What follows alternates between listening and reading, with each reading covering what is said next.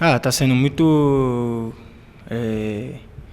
cansativo, né? Tá puxando muito, principalmente quando a gente tem pouco tempo de treino e só jogos, acaba o corpo sofrendo um pouco, mas isso não está sendo só para nós, está sendo para todas as equipes do campeonato.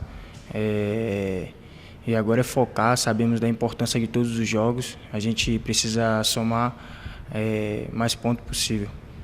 Se preparando muito bem, sabemos de toda a importância de todos os jogos, a gente é focado e sabemos que o jogo do Botafogo é um jogo que a gente precisa somar pontos, e o nosso pensamento não está sendo menos que isso.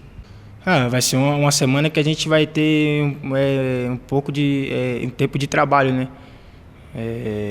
A gente vai conseguir fazer as coisas da forma certa que o professor pede.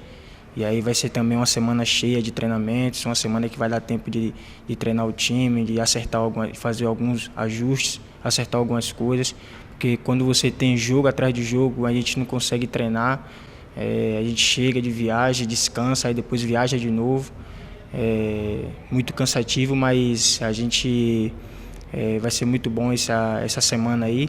Depois do jogo contra o Botafogo, a gente vai ter essa semana aí cheia, conseguir ajustar algumas coisas para poder a gente voltar no sábado o mais forte possível.